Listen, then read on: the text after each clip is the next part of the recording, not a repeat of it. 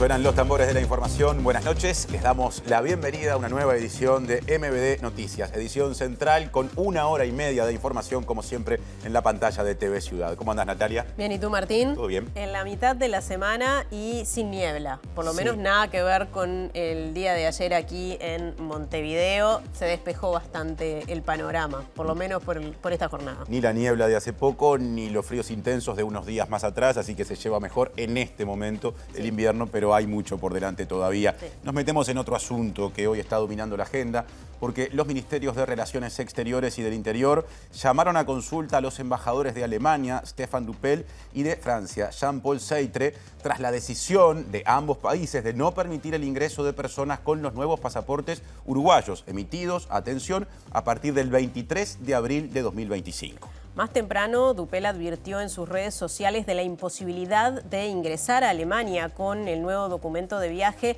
porque no indica el lugar de nacimiento. Estos cambios fueron introducidos por el Ministerio del Interior desde el pasado 16 de abril con el objetivo de adecuar el documento a la normativa internacional y darle la posibilidad de obtenerlo a miles de residentes en Uruguay que no tienen ciudadanía natural. Ya iremos o ya volveremos a ese asunto. Repasemos otras cuestiones. Vemos los titulares.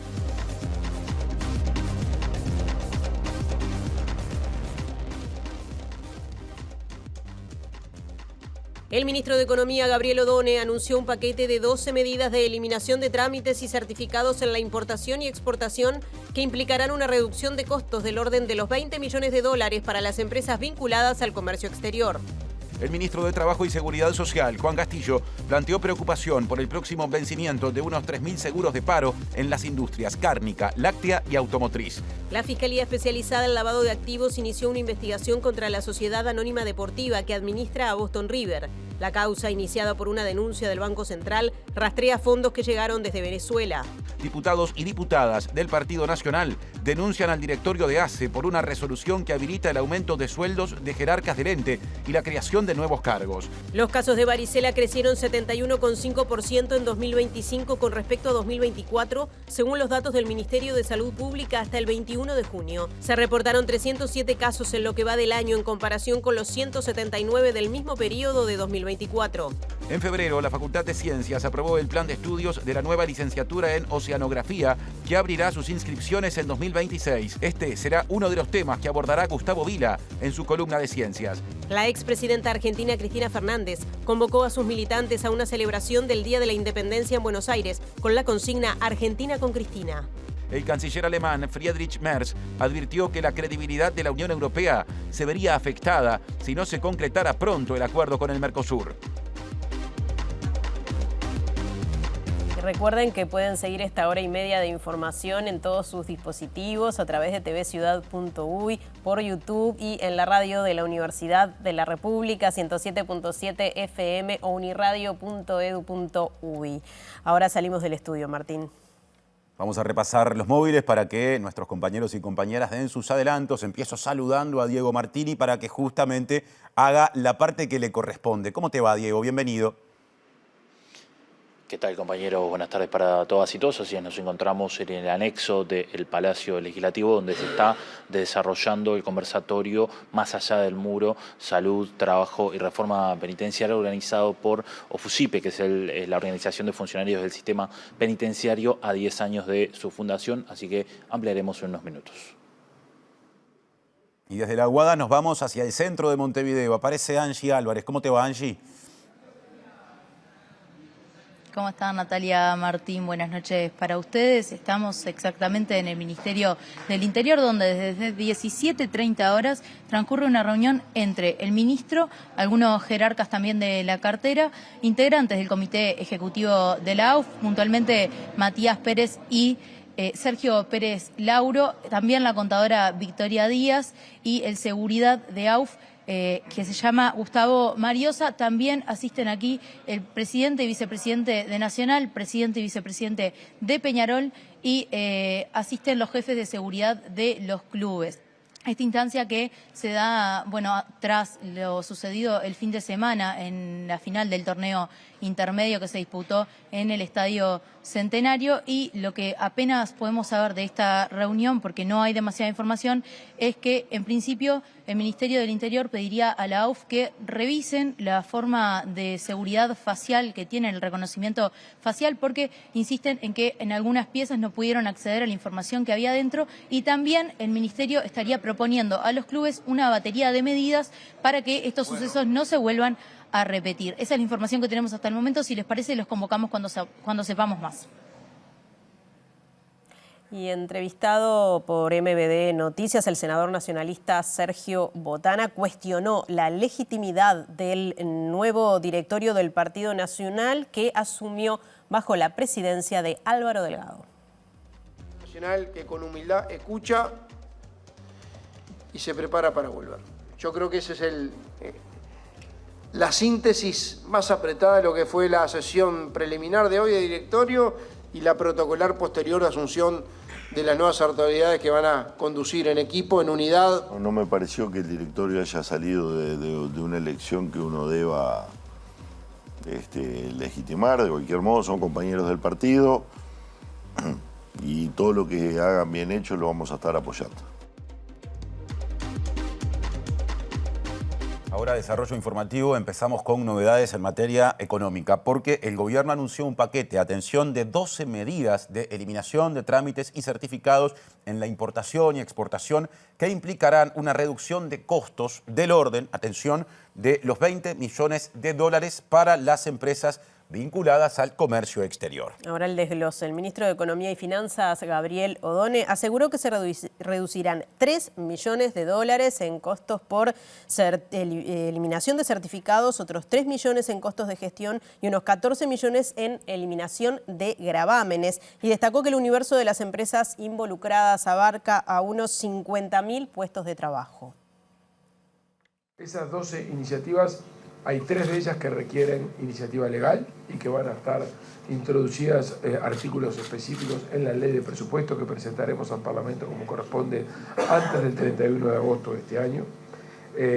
Suponen en términos de costos de comercio exterior del orden de los 20 millones de dólares, perdón, 20 millones de dólares. Esto quiere decir que las empresas que están afectadas o que están comprendidas por este tipo de iniciativas van a ver reflejado en sus costos una reducción del orden de los 20 millones de dólares. Estamos hablando de que los documentos que están involucrados en estas propuestas que estamos poniendo sobre la mesa son el 75% de los 800.000 documentos que se emiten anualmente por la Administración. Estamos hablando de un universo importante de tramitación. Insisto, es aproximadamente el 75% de los documentos involucrados por estas medidas. De esos 20 millones de dólares se distribuyen de esta manera. Hay 3 millones de dólares aproximadamente que tienen que ver con costos asociados a certificados que la Administración requiere. Hay aproximadamente otros 3 millones que tienen que ver con costos asociados directamente a la gestión. Y hay aproximadamente unos 14 millones de dólares que tienen que ver con gravámenes. O sea que hay 3 vertientes de los aspectos que estamos involucrando. Temas de gestión, temas de certificaciones y temas vinculados a gravámenes, que son los que están involucrados aquí.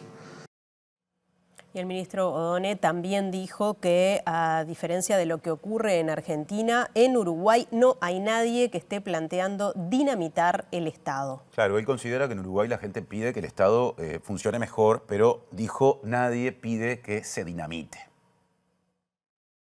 Nosotros no tenemos un mandato de dinamitar el Estado y además no estamos de acuerdo con dinamitar el Estado. O sea, nosotros estamos encontrando en el Estado uruguayo, que tiene una reputación y una solidez enorme, aspectos que son redundantes y que complican la gestión, por decirlo de una manera gráfica.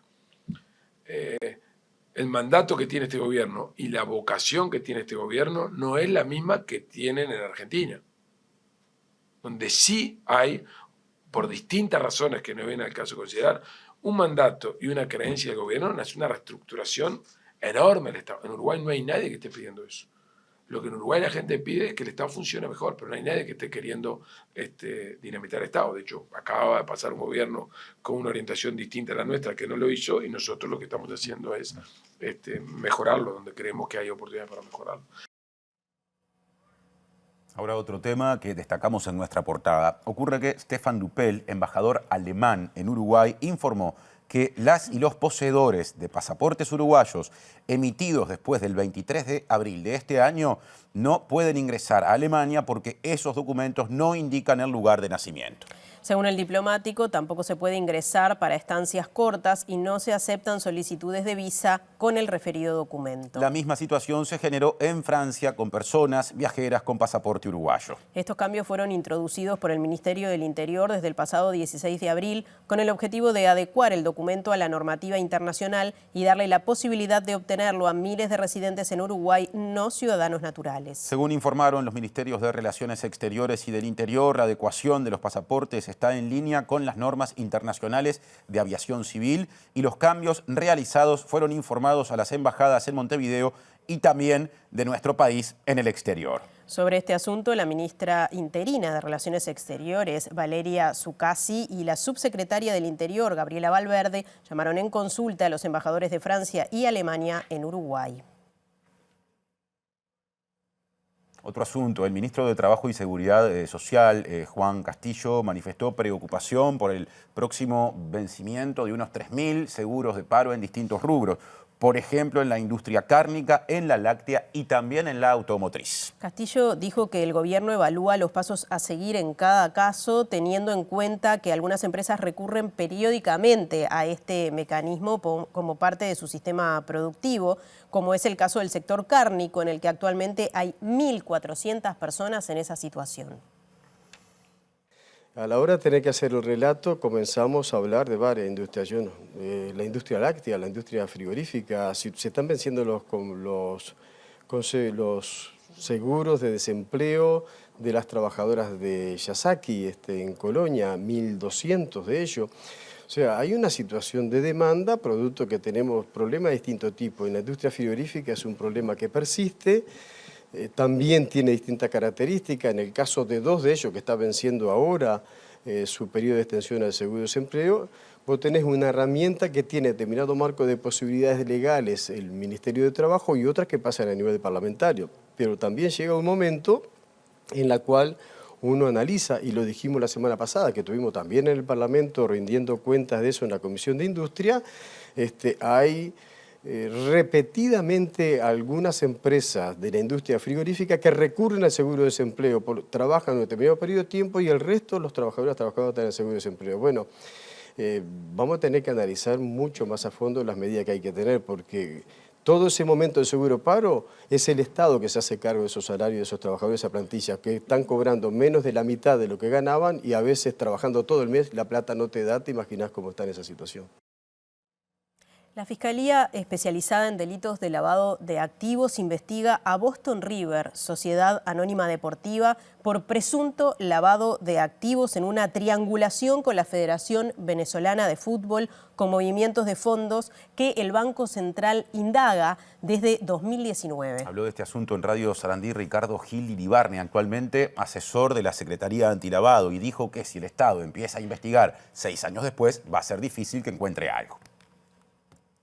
Según publicaron Búsqueda y La Diaria, la Fiscalía Especializada en Delitos de Lavado de Activos, a cargo del fiscal Enrique Rodríguez, investiga movimientos de dinero sospechosos enviados y recibidos por la Sociedad Anónima Deportiva desde la sucursal uruguaya del Bandes, Banco de Desarrollo de Venezuela, y desde cuentas bancarias de Barbados. Los movimientos detectados se hicieron en 2019 y la Unidad de Información y Análisis Financiero del Banco Central presentó la denuncia en 2021, pero el caso recién fue asignado a la Fiscalía en enero de 2025. Cualquier ciudadano tiene el derecho a estar preocupado de decir, bueno, si el Estado demora 6 años en reaccionar y en empezar a investigar, con todas las dificultades que eso determina para encontrar algo, porque si empezás 6 años después te va a costar encontrar algo, hay un problema que a nosotros nos preocupa, que es cierto aletargamiento de todo el sistema antilavado, como que está todo demasiado calmo, demasiado a reglamento, y esto requiere otro tipo de actitud mucho más proactiva. Gil Iribarne dijo que preocupan los riesgos del lavado de activos en el fútbol, que no solo es un deporte popular, sino un negocio que mueve mucho dinero. Acá en Uruguay tenemos casos concretos, estos son datos concretos, operaciones donde un jugador es adquirido el 1 de enero en $600.000 y el 31 de enero se venden 3.500.000. Entonces alguien descubrió a un Pelé y multiplicó por ser el precio. ¿Fue un buen negocio o es una forma de justificar que me entraron $3,5 millones e invento eso? Gil Iribarne entiende que no es posible comprometerse como país a eliminar el lavado de activos, pero hay que tomar en serio el tema porque es un problema para el país. Tenés, según la evaluación oficial que hizo el gobierno anterior, tuviste en 2-3 años $75 millones decomisados de mercadería de contrabando, pero no hay nadie preso por lavado de activos que venga de ahí. Y no hay nadie preso por lavado de activos de la corrupción. Y no hay nadie preso por un montón de delitos. Tenemos 30 y pico delitos que generan lavado y 4 condenas. Entonces, el problema, este caso muestra una parte, pero toda la situación es preocupante. Presenta Asociación de Funcionarios Portuarios. Hacete socio y accederás a beneficios exclusivos como colonia de vacaciones, préstamos, servicios de la salud, tienda online con precios exclusivos y mucho más. Salud, trabajo y sistema penitenciario en análisis en el Parlamento en este momento. Allí está Diego Martini. Contanos, Diego. Sí, así es, compañeros. Es una mesa donde distintos voceros y distintas personalidades políticas y de la sociedad civil están al frente de este conversatorio, más allá del muro, que como bien decías es sobre salud, trabajo y reforma penitenciaria. Y para hablar de esto estamos con Jonathan Perdomo, que es el presidente de OFUCIPE, que cumple 10 años y organiza esta actividad. Jonathan, gracias por estos minutos. ¿Por qué la importancia justamente de estos 3 tópicos? Bueno, muchas gracias, primero que nada. La importancia de esto es porque, en resumen, nosotros como organización entendemos que estamos en una emergencia en materia de cárceles y, bueno, estamos de cara a lo que va a ser un presupuesto quinquenal y es necesario que se hable del INR, de la seguridad, que es un tema muy importante que hoy, como es de público conocimiento, estamos pasando por varias situaciones complicadas y bueno, necesitamos que los partidos políticos empiecen a juntarse, empiecen a conversar y ver qué línea se va a trazar desde el Estado para el INR, ¿no? Bien. En esos tópicos, por ejemplo, salud y trabajo, hablamos de, según además informes del comisionado penitenciario parlamentario, a nivel de acceso a la salud es muy limitado, o sea, hay muy pocas policlínicas de ACE en los centros penitenciarios y a nivel de trabajo, bueno, la falta de oportunidad para aquellos que salen del sistema. Bueno, sí, en esa línea también se está dialogando, pero también la salud de los trabajadores y las trabajadoras, que siempre nosotros decimos que hay que cuidar al que cuida, ¿no? Nosotros también entendemos que este es un trabajo insalubre, en el cual no está declarado y también es una de las temáticas que estamos hablando justamente en el conversatorio, porque es importante que se declare el trabajo insalubre, que de hecho es un reconocimiento que daría el Estado hacia los trabajadores y trabajadoras que venimos sosteniendo este sistema en el día a día, ¿no?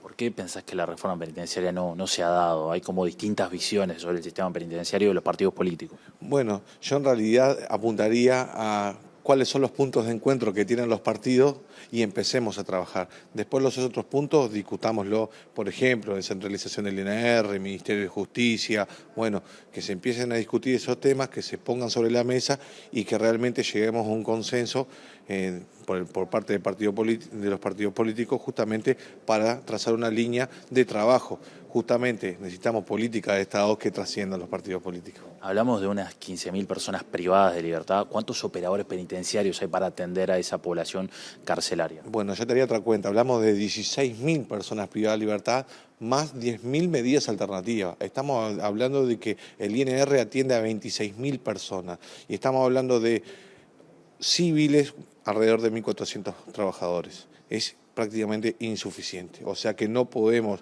el Estado, la cara del Estado que somos nosotros, no puede atender a las personas y evidentemente los controles están fallando. Bien, algo también importante en esto que señalabas del trabajo insalubre, muchas veces no tienen lugares aptos para comer, aquellas trabajadoras que están en periodo de lactancia tampoco tienen una sala.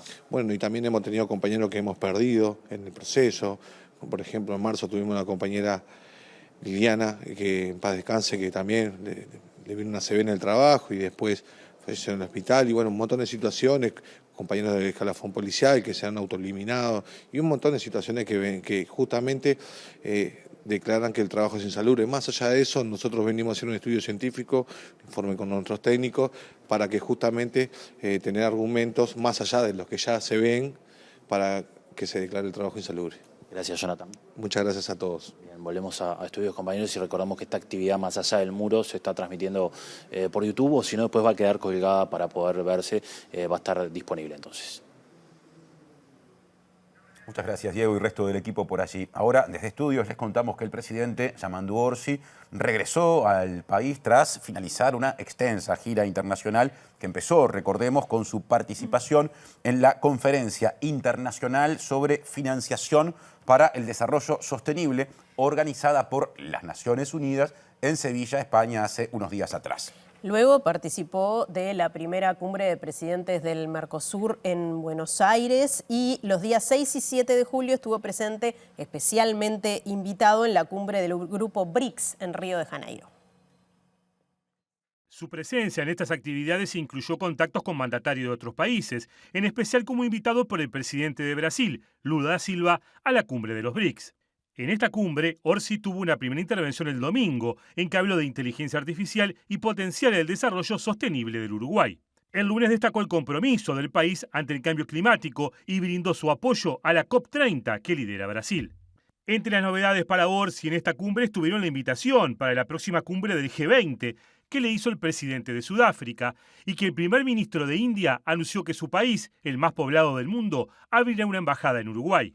Orsi fue invitado por su par chileno, Gabriel Boric, a un retiro político de presidentes progresistas el próximo 21 de julio, al que asistirán también el brasileño Ignacio Lula da Silva, el colombiano Gustavo Petro y el español Pedro Sánchez, quien luego hará una visita a Uruguay.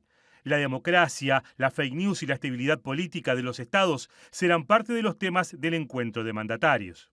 El presidente decidió no dar declaraciones a su llegada y retomará su actividad oficial mañana, en que asistirá a las asunciones de los intendentes de Canelones, Maldonado y Río Negro. El viernes irá a las asunciones de los intendentes de La Valleja y de Florida. Y asumieron en la sede de Rivera las nuevas autoridades de la UTEC, de la Universidad Tecnológica. Sí, presidió la ceremonia el ministro de Educación y Cultura, José Carlos Maía, que dijo que esa casa de estudios simboliza la apuesta del Uruguay por el futuro. Para nosotros es reitero, un gran honor poder estar acá, porque sencillamente esta institución simboliza la creación y la apuesta al Uruguay del futuro y además a los caminos que creemos que el Uruguay tiene que seguir desarrollando. La venia en el Senado había sido votada hace 3 semanas, pero la ceremonia se concretó este martes en el departamento de Rivera, donde asumieron los consejeros Álvaro Pena y Marcelo Ubal, junto con la rectora Valeria Larnaudier. La misión que tiene la UTEC es la de formar profesionales, personas integrales, como decía, formados en democracia, en tecnología, innovadores, emprendedores, que puedan aportar al desarrollo tecnológico, económico y social en sus territorios. Esto es importantísimo, porque al aportar al territorio se beneficia a la sociedad en su conjunto, y además al poder estudiar en ese lugar hay un efecto expansivo de la gente que no va a Montevideo. Ahora la agenda de la política local. El senador nacionalista Sergio Botana dijo en MBD Noticias hoy por la mañana que no tiene mayores expectativas con respecto al nuevo directorio de su partido, del Partido Nacional, ya que no le parece que haya surgido de una elección que se deba legitimar. Para el exintendente de Cerro Largo, la convención tuvo aspectos que le disgustan porque no se permitió a la gente ser escuchada, ni se habilitó el voto secreto, y además no se respetó lo que él considera un código de honor cuando se habilitó estas colectoras de votos, porque antes dijo, el que ganaba, ganaba. Voy a tratar de cambiar, de que la convención no sea así, eso debe cambiar normalmente. De que la convención de los blancos no tenga voto secreto o tenga voto firmado, bueno, eso. Y lo otro es un tema de código de honor. Los códigos de honor son respetados o no por la gente. Antes era el que gana, ahora es el gana la colectora. Sobre la confirmación del directorio tras la convención y la presidencia de Álvaro Delgado, manifestó sus diferencias. Expectativas no tengo, ¿no? Deberíamos de tener un partido, un directorio que conduzca el partido, que genere debate y diálogo sincero, respetuoso y cariñoso también, por supuesto, siempre en el respeto que tiene la gente cuando actúa con libertad. Y después y un partido que se haga respetar también. No me pareció que el directorio haya salido de una elección que uno deba legitimar. De cualquier modo, son compañeros del partido y todo lo que hagan bien hecho lo vamos a estar apoyando. Botana cuestionó las críticas a la rendición de cuentas de 2024 y defendió lo actuado por el equipo económico liderado por Azucena Arbeleche. Señaló que la discusión no se está dando con el mejor talante. Otro asunto, al menos 5 personas murieron por el momento en Guatemala debido a una seguidilla de sismos ocurridas entre martes y miércoles que motivaron la declaración de alerta que aún está vigente. Y atención, porque José Olivera, presidente de la Federación Nacional de Profesores de Enseñanza Secundaria, o sea, dirigente sindical uruguayo, vivió estos hechos allí en el país centroamericano, donde se encuentra en carácter de delegado de la Internacional de la Educación, y le contó justamente lo que vivió a MBD Noticias. Olivera aclaró que no sufrió lesiones y que se encuentra bien y aseguró que los temblores más fuertes ocurrieron el martes por la tarde. Nos encontrábamos en ese momento en el piso 8 del edificio que corresponde a lo que sería la Fiscalía General de la Nación en Uruguay, lo que es el Ministerio Público aquí en Guatemala, con la ventaja de que estábamos en el último piso de ese edificio, que además es un edificio antisísmico, ¿no? Pero los 2 primeros temblores fueron realmente desesperantes, por decirlo de alguna manera, porque era como estar en una hamaca, ¿no? Y donde además hasta perdés control del cuerpo, no te sentís como que flotás en el aire y ves como el edificio se amacaba. Uno comienza digamos, a tomar conciencia un poco cuando toma contacto con la calle, media hora, 40 minutos después de los acontecimientos, y ve, bueno, una ciudad de Guatemala con sus principales avenidas aglomeradas. Dicen los entendidos, aquí tenemos compañeros que vivían en Costa Rica y otros países que están más que nosotros acostumbrados a este ritmo, que hubo algunos temblores menores en la madrugada, para mí fueron imperceptibles, pero todavía se mantienen los criterios de, reitero, de emergencia naranja. Sabemos que hay muchos daños materiales, no solamente aquí en Ciudad de Guatemala, sino en departamentos vecinos. De hecho, se suspendieron algunas actividades públicas, se suspendieron clases. Hay víctimas fatales, lamentablemente. Anoche o ayer de tarde, hasta altas horas de la noche, vimos en las principales avenidas, bueno, bomberos, rescatistas, ambulancias, activando distintas acciones para atender población que había sufrido daños como producto de derrumbe, básicamente. Promediando esta tarde, el diario guatemalteco República informó que desde este martes se acumularon más de 190 eventos sísmicos, de los cuales 19 fueron sensibles para la población. Otro diario guatemalteco, La Hora, detalló que el primer sismo de magnitud registrado el martes por el Instituto Nacional de Sismología, Vulcanología, Meteorología e Hidrología de Guatemala, conocido como INSIBUME, ocurrió a las 15:10 locales, las 18:10 de Uruguay, y tuvo una magnitud de 5.2 en la escala Richter. A este le siguieron otros eventos de magnitud 5.6 y 3.5 en una secuencia que, según personas expertas, configura un enjambre sísmico. El presidente guatemalteco, Bernardo Arévalo, en las últimas horas se ha dedicado a recorrer diferentes zonas afectadas del territorio y ha mantenido una intensa actividad en sus redes sociales, informando acerca del estado de la situación. Presenta Mercado Agrícola de Montevideo, en el corazón de un barrio donde late la ciudad. Mercado de Historias. Mercado de Historia.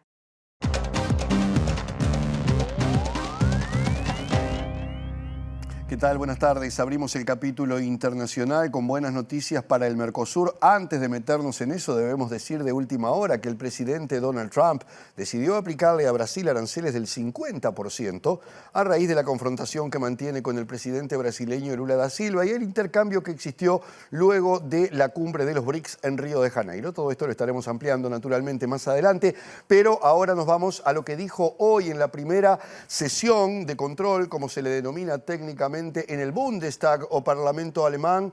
El canciller alemán Friedrich Merz anunció que es urgente, o mejor dicho, advirtió que debe ser urgente el acuerdo entre la Unión Europea y el Mercosur y que si no se logra, después de 25 años de negociaciones, la credibilidad de la Unión Europea se va a ver afectada. Merz dijo también que hay que tener cuidado porque China está ocupando un lugar muy importante en la región y tiene mayor acceso que la que hoy por hoy tiene la Unión Europea. En su primera sesión de control como canciller alemán en la Cámara Baja o Bundestag, Friedrich Merz dijo este miércoles que una tarea prioritaria de la Comisión Europea será que se logre por fin la entrada en vigor del Acuerdo de Libre Comercio con el Mercosur, afirmando que si no se logra después de negociar durante 25 años, eso afectará a la credibilidad de la Unión Europea en todo el mundo de cara a nuevos acuerdos. El acuerdo en cuestión pretende facilitar el comercio entre la Unión Europea y los países del Mercosur, cuyas negociaciones concluyeron en diciembre del año pasado, tras casi 25 años, pero el mismo aún debe pasar por los parlamentos de todos los Estados miembros. El líder alemán afirmó que si el acuerdo se aplica con éxito, otros países podrían seguir su ejemplo y celebrar acuerdos similares con la Unión Europea, citando los casos de India e Indonesia, que según dijo son importantes socios comerciales potenciales. Merz insistió que una rápida entrada en vigor es especialmente importante para la Unión Europea porque otros países también están interesados en el comercio con Sudamérica y sostuvo que China ya ha superado al bloque europeo como principal socio comercial, desempeñando un papel cada vez más importante en los países de la región. Y ahora nos vamos a la República Argentina. Hoy es el Día de la Independencia, 9 de julio, que desde el punto de vista del gobierno tuvo algunas cuestiones folclóricas y divisiones dentro del gobierno, porque en el acto central que se realiza habitualmente en la provincia de Tucumán no estuvo el presidente Javier Milei, quien tiene muchas desavenencias con su vicepresidenta Victoria Villarroel, que sí estuvo presente en ese acto. Pero lo que centraba la atención hoy fundamentalmente era la marcha de banderas que se realizó en el Parque Lezama en apoyo a Cristina Fernández, que convocó a miles de personas con una actividad que tuvo también espectáculos musicales, por citar dos de los más reconocidos artistas que estuvieron allí, Teresa Parodi, Peteco Carvajal, pero también otros, y donde se escuchó un mensaje de la expresidenta Cristina Fernández, donde dijo que la independencia lograda hace tantos años está en cuestión con las políticas de Milei. Dijo que el problema de la Argentina es estructural, que los próximos gobiernos no van a poder hacer frente a la deuda que hoy por hoy no solamente tiene la Argentina, sino las familias y los argentinos de a pie que no están pudiendo hacer frente a sus obligaciones. Porque cuando uno se detiene a pensar qué significó esa independencia y la compara con esta Argentina que estamos viviendo, la pregunta obligada que tenemos que hacernos como argentinos es: ¿somos realmente libres o independientes? ¿O estamos otra vez ejecutando políticas dictadas desde afuera, aceptando sin chistar condiciones del FMI o de otros que perjudican tanto a nuestra gente? Porque lo que se vive hoy en la Argentina no es simplemente un ajuste, ni una crisis, ni una tormenta pasajera. Es un verdadero problema estructural. El colectivo Argentina con Cristina convocó a una movilización en el Día de la Independencia, donde la exmandataria se hizo eco a través de un mensaje de audio donde se dirigió a los presentes que colmaron el auditorio del Parque Lezama. En su mensaje, Cristina Fernández afirmó que para enfrentar la problemática del brutal endeudamiento que atraviesa Argentina, no alcanza con recordar la independencia y que hay que reconocer que esa independencia que tanto costó construir es la que está en peligro y la que tenemos que volver a defender y construir, comentó la expresidenta. Cristina afirmó, entre otras consideraciones, que hoy el problema es mucho más grave que en aquel momento cuando asumió Néstor Kirchner y que hay que tomar una justa dimensión del problema, ya que el país le debe al Fondo Monetario más de 65.000 millones de dólares, asegurando que más desastre no se puede imaginar. La exmandataria dijo que ya se está viendo cómo funciona ese modelo para la gente, donde no solo se endeuda al país, sino también que se endeuda a las familias, ya que el 90% de la población argentina tiene deudas y el 12% de los hogares tiene más de 3 deudas a la vez, destacando que el 76% de esas deudas no tienen cómo pagarlas. Respecto del enorme endeudamiento que Argentina tiene con el Fondo Monetario, la expresidenta analizó que los peores vencimientos de deuda los van a tener que afrontar los próximos 2 gobiernos, porque todavía no se le ha pagado ni un solo peso de capital al fondo, situación que pone al próximo gobierno ante una muralla infranqueable de deuda en dólares, que si no nos ponemos a pensar en cómo resolver esa cuestión, somos boleta, afirmó Cristina Fernández. Presentó Mercado Agrícola de Montevideo, en el corazón de un barrio donde late la ciudad. Mercado de Historias. Mercado de Historia. La información internacional nos trajo hasta el final del primer bloque. Pero en el segundo bloque hay más, por ejemplo, la columna de ciencia.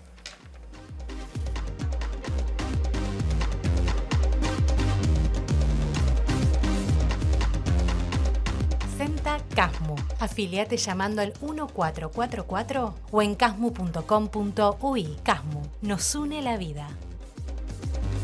Edición central de MBD Noticias, segundo bloque. Agenda política parlamentaria. Las autoridades de ACE serán convocadas a comparecer ante la Comisión de Salud Pública y Asistencia Social de la Cámara de Representantes de forma urgente. La decisión se tomó tras conocer una resolución que habilita el aumento de sueldos de jerarcas del ente y la creación de nuevos cargos.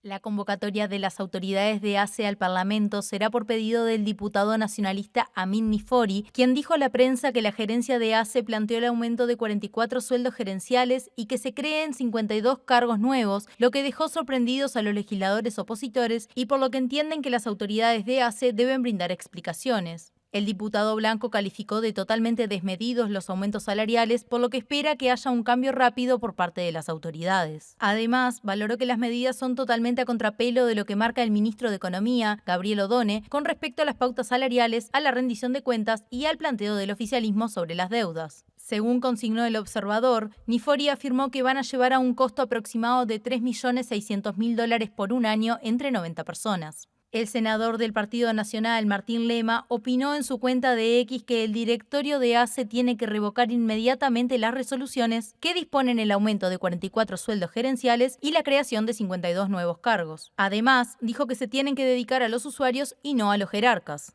En esa misma línea, el diputado blanco José Luis Adjian, que también integra la Comisión de Salud, dijo que esta resolución no tiene correlación ni con lo que calificó como supuesta herencia de deudas que ha denunciado el gobierno, ni con el relato del Frente Amplio.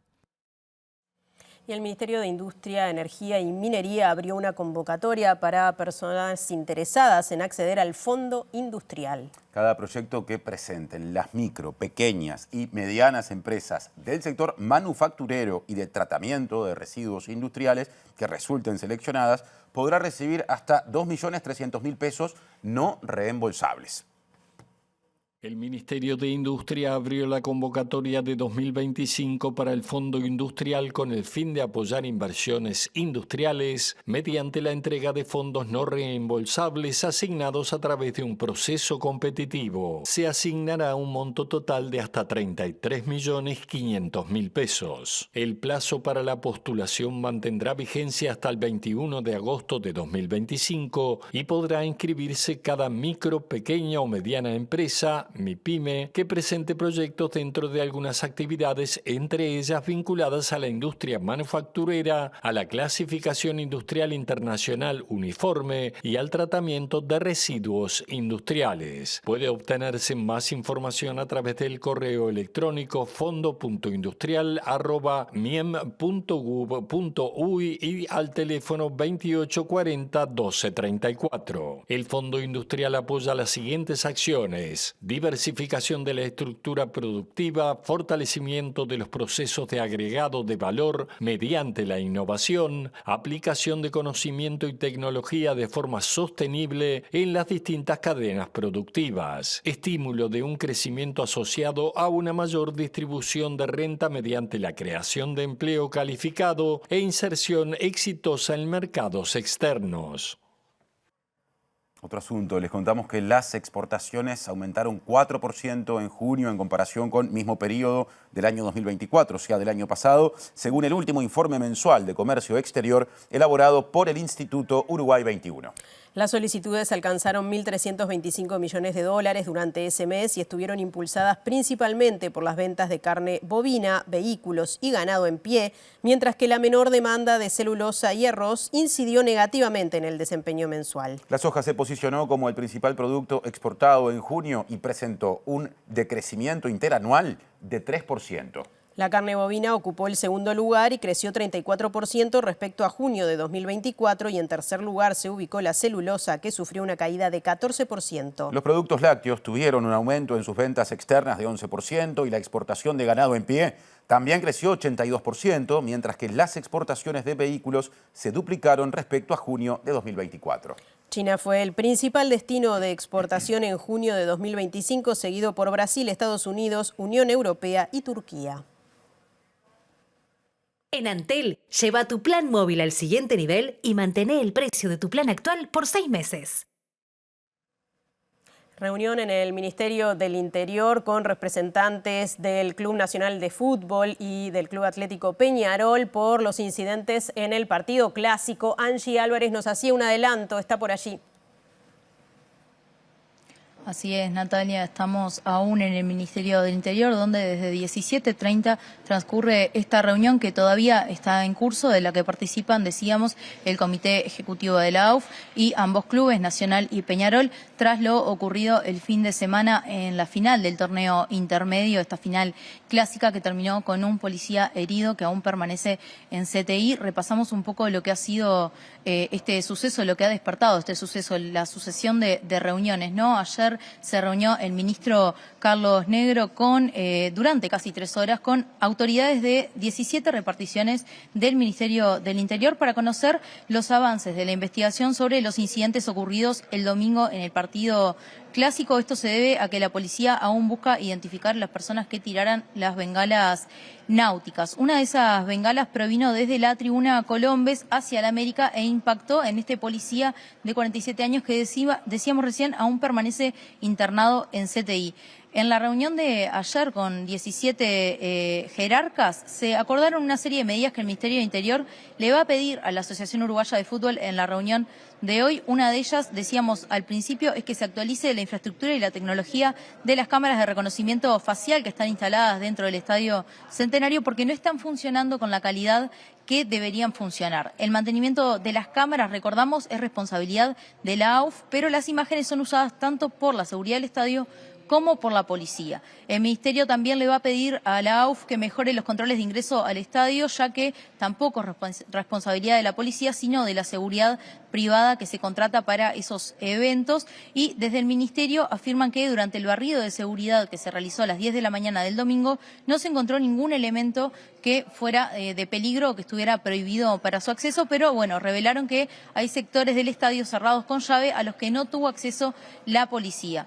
Por otro lado, desde la policía señalaron que hay una línea de investigación firme y avanzada respecto a la identificación de las personas que tiraron las bengalas, pero aún resta conocer cómo fue ingresada esa pirotecnia. Producto de esta situación se dio justamente la reacción de la oposición. Algunos legisladores y particularmente Pedro Gisdonian impulsan ahora la convocatoria del ministro Carlos Negro al Parlamento tras la declaración que hizo el ministro en una rueda de prensa donde indicó que el operativo de la seguridad del domingo se cumplió a la perfección. Hay algunos reclamos también en torno a esto que tienen que ver con los sindicatos policiales. Por un lado, el sindicato de la Guardia Republicana, que aseguró que el ministro del Interior debe determinar el cese inmediato de su director de la Fuerza, Jorge González, porque consideran que es evidente su ineptitud para el cargo. El sindicato también se pidió la salida de todos los jefes responsables del fallido operativo de Clásico, así lo calificaron.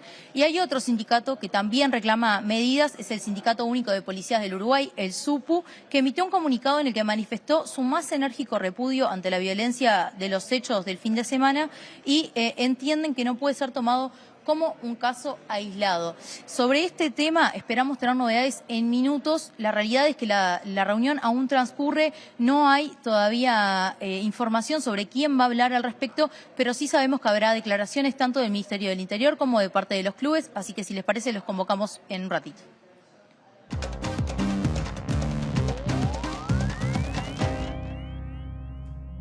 Miércoles, día de Sobreciencia en la pantalla de TV Ciudad y día de columna científica, en este caso con adelantos y con Gustavo Vila, aquí en la edición central de MBD Noticias, que hoy viene por el lado del mar, ¿no? Tratando de poner el ojo desde el punto de vista académico en eso que es tan grande y a veces tan misterioso como el mar. ¿Cómo te va, Gustavo? ¿Qué decís, Martín? ¿Andás bien? ¿Todo en bien. orden? Bien. Pues es que hay una palabrita, me la enseñaron el año pasado y la uso mucho, que es maritorio, porque territorio viene de tierra. Entonces el equivalente a me dijeron que se usa mucho en Chile, por ejemplo, ¿no? Uruguay tiene tanto mar como tierra.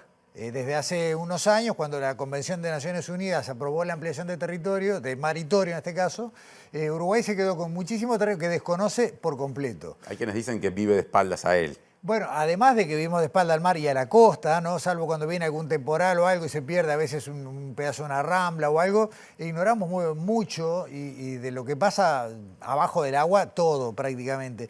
Entonces, desde hace un tiempo, mirá lo que es la memoria. En el año 2017, en un Consejo de Ministros que se desarrolló en el departamento de La Valleja, un vecino pide la palabra y al presidente de la República, que era Tabaré Vázquez en ese momento, le reclama la creación de una universidad del mar. Ajá. Vázquez toma nota, se dirige a la ministra de Educación, en ese momento María Julia Muñoz, y le pide que no caiga en el abandono esta propuesta de un vecino. A partir de ahí se desarrollan muchos mecanismos, pasan muchas cosas, pero lo cierto es que esa universidad nunca se creó, pero la UDELAR empezó a trabajar en mecanismos, en maneras de potenciar la investigación oceánica, que es mucho más amplia de lo que uno a veces puede pensar en cuanto a los temas que interactúan.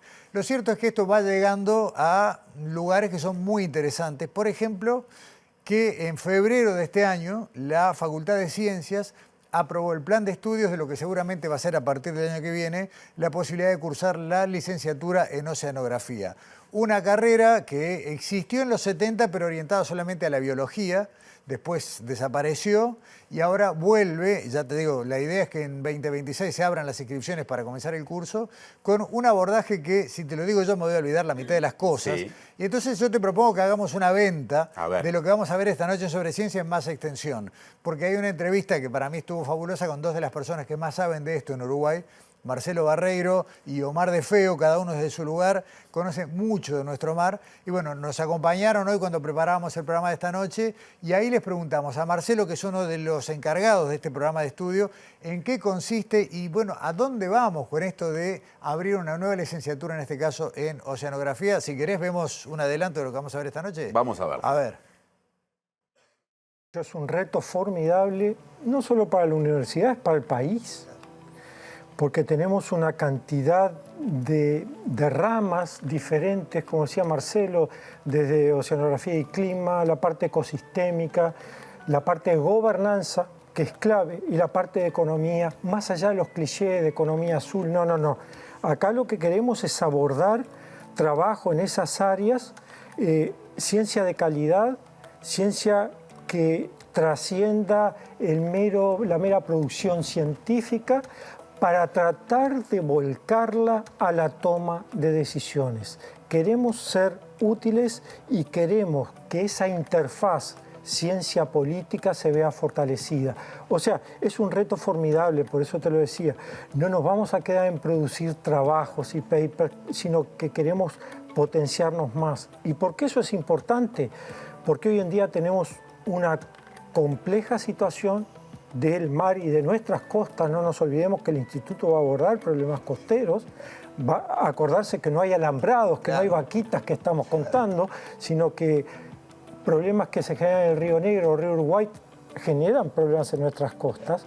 Entonces, todo eso lo vamos a tratar de abordar desde un punto de vista también ambiental, conjuntando diferentes saberes e incluyendo en forma decisiva el conocimiento tradicional local, y es decir, a nuestra sociedad en la co-creación de conocimientos para abordar problemáticas muy sensibles a nivel nacional.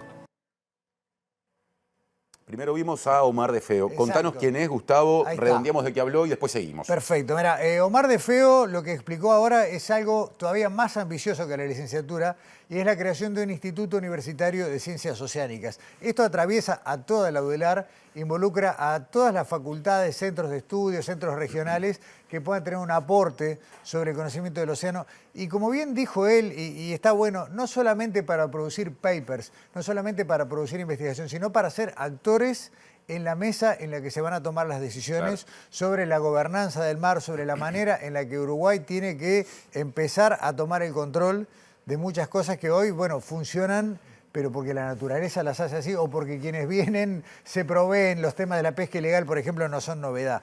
Pero eso es una apuesta fabulosa, y esa es la respuesta grande de la UDELAR al tema de vamos a investigar de verdad el mar. Y hace falta, no solamente, uno siempre se queda con el tema de plata, que no es menor, pero hace falta gente, y por eso esta licenciatura, y ahora sí vamos a ver a Marcelo Barreiro cómo lo explica, viene a generar conocimiento también, pero sobre todo a capacitar recursos humanos para poder realmente abordar un conocimiento profundo del mar, del océano que está bajo nuestro control. Antes de verlo, recordemos que esto estará en la pantalla de TV Ciudad en Sobre Ciencia, así que podés dejar la invitación hecha. Exacto. Además de otros contenidos, esta nota va a estar esta noche a partir de las 10 en Sobre Ciencia, y bueno, como siempre, ¿no?, con repeticiones después jueves y sábado por si alguien no llega. Pero hoy a las 22 el estreno de este episodio de Sobre Ciencia con mucho mar. Muy bien, gracias Gustavo. Gracias, Martín. Nos quedamos viendo y Marcelo. escuchando. Dale.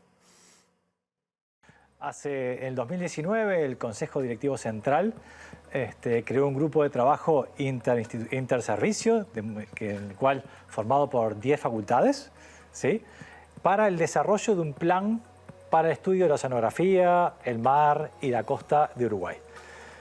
Dentro de ese grupo de trabajo, que está formado de vuelta por delegados de estas 10 facultades, bueno, se decidió que para generar este desarrollo, este plan de desarrollo, era necesario dos cosas complementarias. Una era una carrera de grado en oceanografía, y otro era una institucionalidad que le diera un paraguas grande a todos los esfuerzos que se hacen en oceanografía a nivel de la universidad.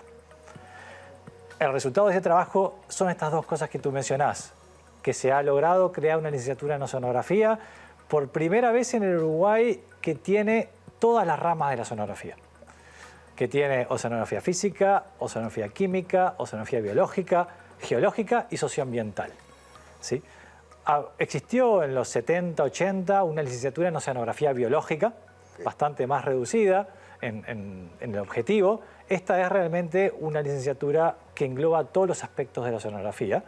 Entonces eso realmente es algo novedoso, nuevo, que nunca existió en el país.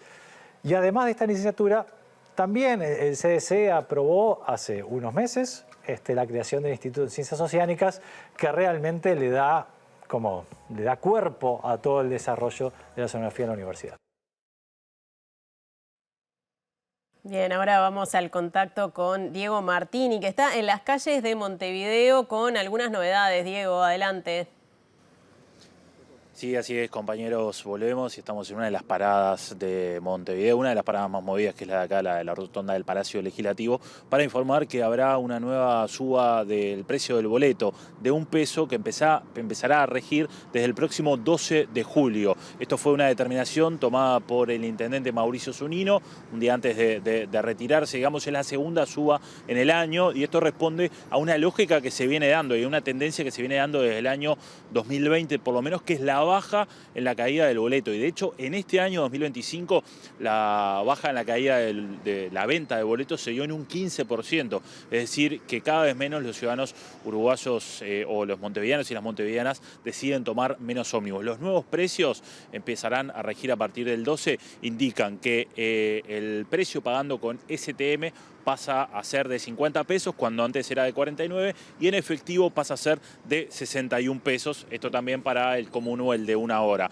Los viajes de 2 horas y las líneas D pasarán de 73 a 75 con la STM y de 90 a 92 en efectivo. El viaje céntrico, en tanto, pasará a costar 36 pesos con la STM y 46 pesos en efectivo, mientras que el zonal costaría 25 y 32 pesos. Y los boletos para jubilado categoría A pasarán a costar 12 pesos, 15 pesos sin la boletera, y los de categoría B 21 pesos y 24 pesos en efectivo. Y además el boleto de estudiantes categoría A va a costar 27,50 y el de categoría B 38,50, y el viaje combinación metropolitano pasará a valer unos 78 pesos, así que esa es la información respecto a los nuevos precios del boleto. Vamos a ver si podemos conversar con alguien acá en esta parada que tiene un montón de líneas que van rumbo al centro de Montevideo, toman acá Libertador, algunos suburbanos y algunos urbanos. Cuando vemos que está llegando el ómnibus, la gente obviamente prefiere no hablar, toda se aleja, así que bueno, respetamos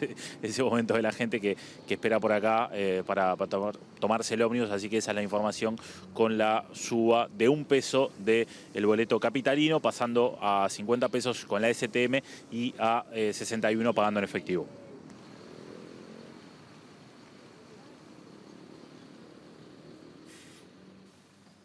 Y sí, justo ir a preguntarle a la gente cuando está por subir al ómnibus, está difícil. Mejor ni hablar, habrá dicho, y se fue rumbo a la puerta para subir, quien estaba ahí siendo, digamos, inquirido por Diego. Lo salvó el ómnibus, sí, me parece.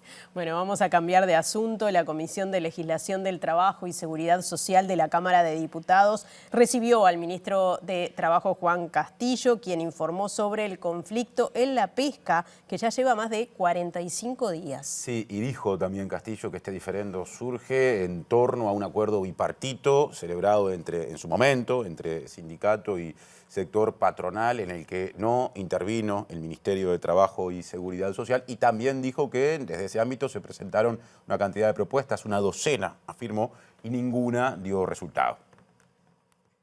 Ayer mismo, hace menos de 24 horas, porque sobre las 17 horas, tuvimos una respuesta negativa de los sectores de los empleadores que rechazan otra iniciativa más que colocamos en nombre del gobierno. Por tanto, acá en este momento estamos en una situación que prácticamente estamos en punto cero, de quien demanda tener un tripulante más a bordo, de quien dice que no hay condiciones para eso, y la industria pesquera está parada.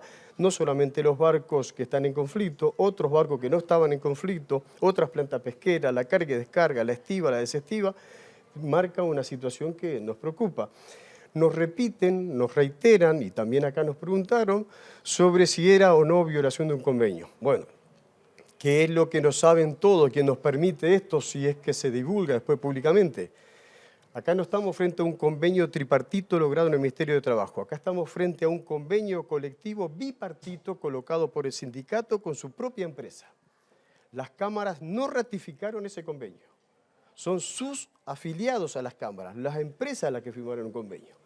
Y nos reivindican al Ministerio de Trabajo que no participó porque no se hizo en el ámbito del Ministerio de Trabajo. Por tanto, tiene determinadas limitaciones. ¿Eso quiere decir que el convenio no es válido? No, el convenio es válido. El convenio bipartito es válido, es un convenio colectivo también. Pero se establece claramente sobre las cosas convenidas, las discusiones que convinieron entre el gremio y entre los armadores, no en otras cosas. Pasando las 7:30 de la tarde, cerramos el segundo bloque. Pero volvemos con más información internacional.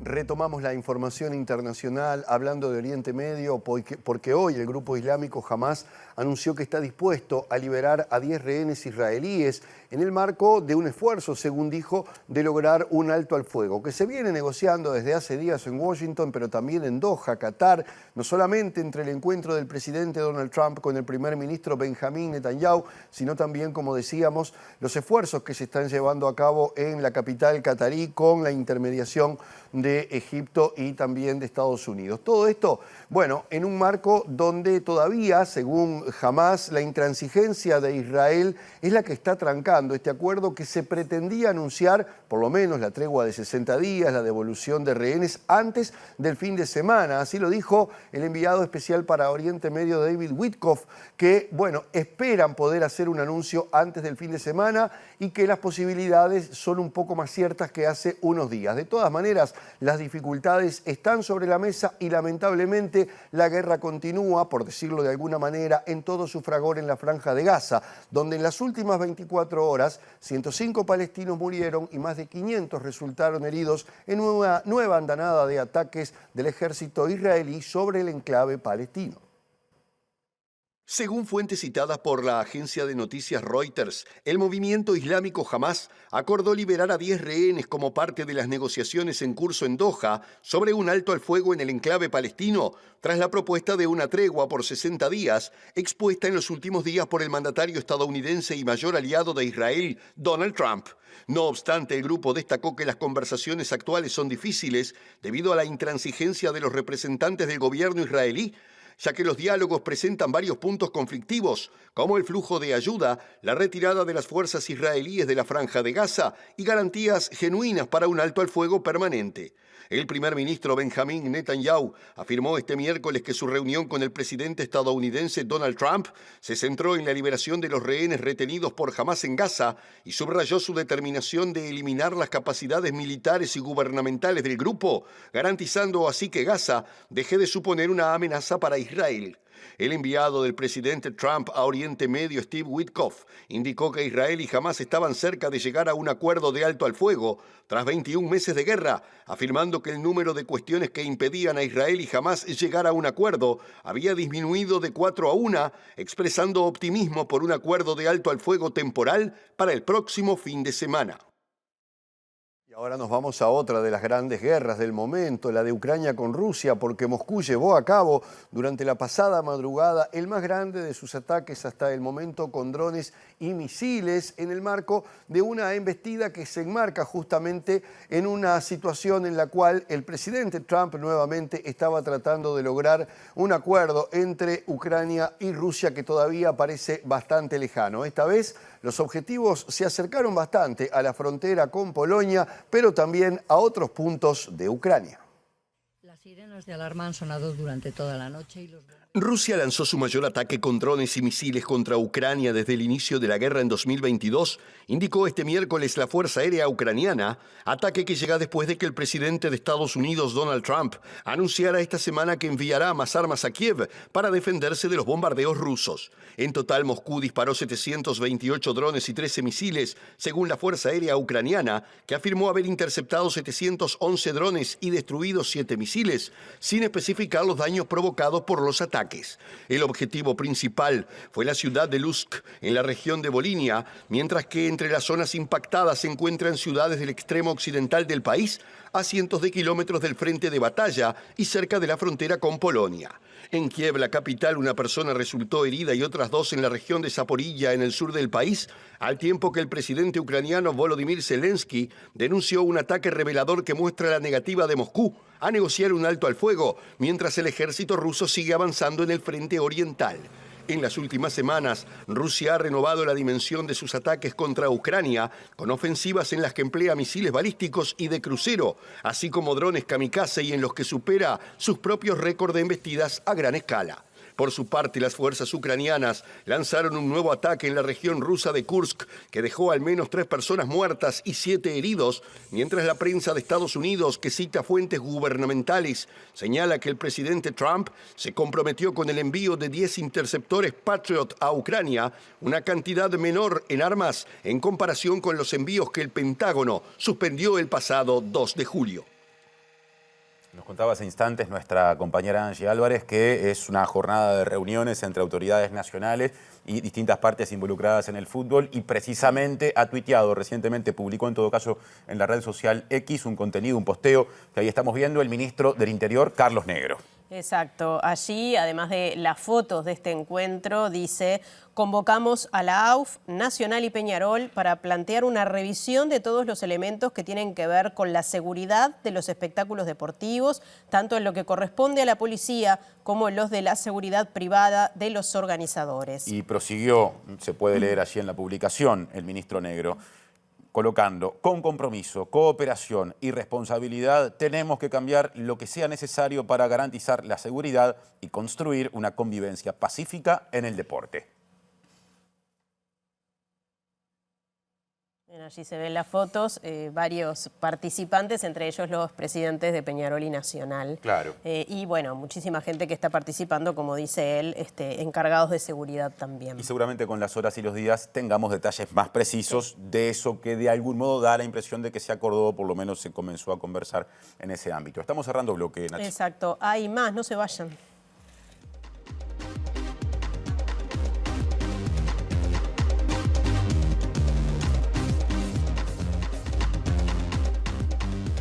Bueno, último bloque en la edición central de MBD Noticias. Les contamos que hoy sesionó la Asamblea General, entre otras cosas, para elegir a un director o directora para la Institución Nacional de Derechos Humanos y Defensoría del Pueblo que sustituya a Wilder Tyler, que ya hace unos cuantos días renunció a ese cargo.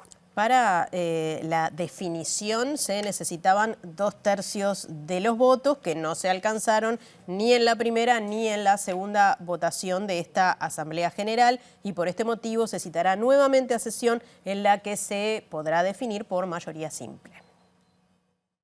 Las 3 candidatas propuestas eran la ex jueza Mariana Mota, quien ya fue directora de la institución, la ex fiscal Gabriela Fossati y la ex defensora pública Luz Dupetit. En ninguna de las 2 votaciones se alcanzó la mayoría especial de 2/3 de votos. Mariana Mota fue votada por 63 legisladores y legisladoras, Gabriela Fossati por 12 y Dupetit por ninguno. Además, hubo 32 votos en blanco. Al no alcanzarse la mayoría especial, la votación se convocará nuevamente en Asamblea General para el próximo 15 de julio. La vacancia de Tyler deja esta tarea tan importante que es la búsqueda de los restos, ¿no? Y recordemos que la Institución Nacional de Derechos Humanos junto a la Fiscalía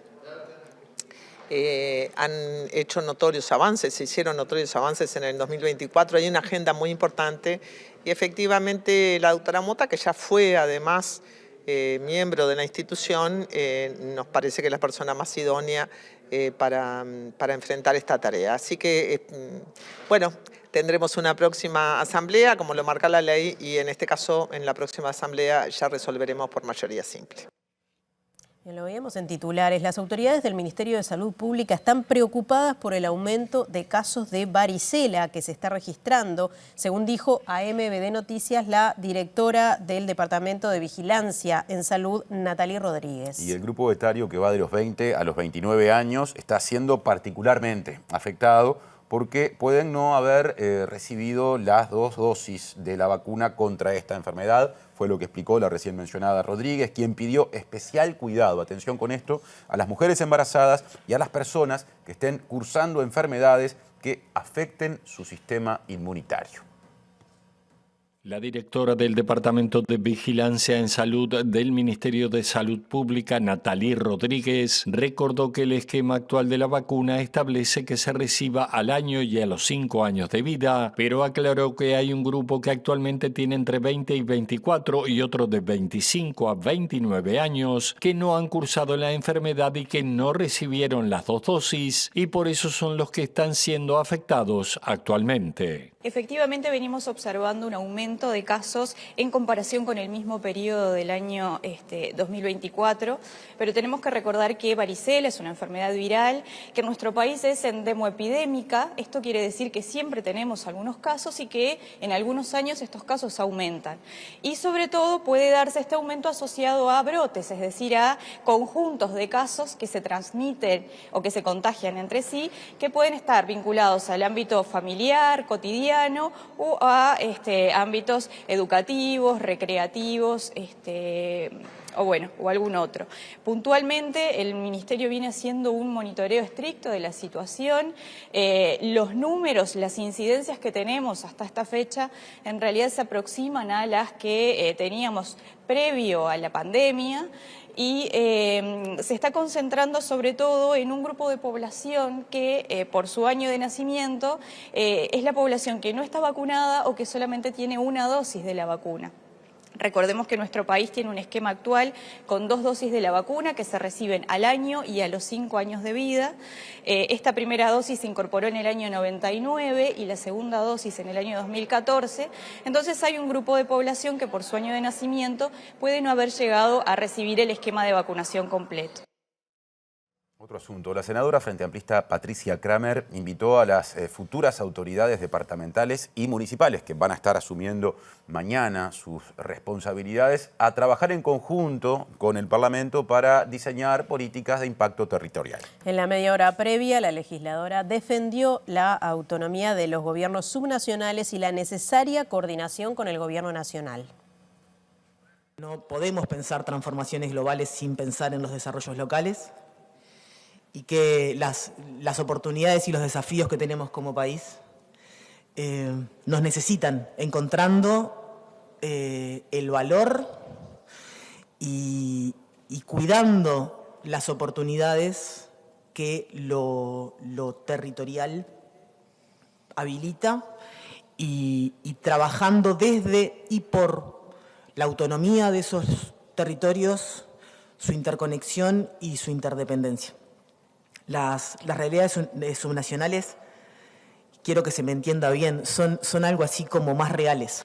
Entonces, para mí en estos días que se están instalando los gobiernos departamentales, son una oportunidad hermosa que empieza mañana de repensarnos desde nuestras partes hacia el desarrollo del todo. Estamos casi en el cierre de la edición central de MBD Noticias. Antes de la despedida repasaremos el pronóstico del tiempo. Exacto, vamos a ver cómo estará en los próximos 2 días, jueves y viernes en Montevideo y área metropolitana. 10 de julio, jueves, la máxima será de 16 grados, la mínima de 6, estará algo nuboso y nuboso con periodos de cubierto y neblinas. Pasamos ahora al viernes 11. Pronóstico para ese día, para pasado mañana en capital y cercanías. Por la mañana, cielo nuboso con periodos de cubierto, baja probabilidad de precipitaciones escasas y además neblinas y bancos de niebla. Y por la tarde y la noche prevé Inumet que el cielo esté nuboso con nieblas y neblinas y de momento, para ese momento del día viernes, sin pronóstico de lluvias. Bueno, nos estamos yendo, la invitación de todos los días a quedarse porque ya viene el lado B y luego el resumen de MBD Noticias en síntesis. Mañana tempranito habrá información como siempre en vivo en la pantalla de TV Ciudad con la primera edición de MBD Noticias a las 8 de la mañana, a las 13 comenzará el segundo turno informativo y a las 18:30 estaremos con Natalia para presentar una nueva edición central. Bien, habrá mañana, bien que nos avisan y nos recuerdan que mañana a las 12:30 hay una transmisión especial porque mañana asume el intendente de Montevideo, Mario Vergara. Asumen la mayoría de los intendentes mañana, creo que hay alguno que asume también el viernes en todo el país, pero mañana los invitamos a esta transmisión para la asunción del intendente Mario Vergara, de las autoridades que lo acompañarán y también en la edición central tendremos la asunción de los nuevos y nuevas ediles de la Junta Departamental. Ahí está, así que en definitiva, MBD Noticias temprano a las 8, como siempre 18:30 y en el medio del día 12:30 esa cobertura especial de la asunción del todavía intendente electo de Montevideo. Bien, hasta mañana, que pasen bien. Gracias por estar.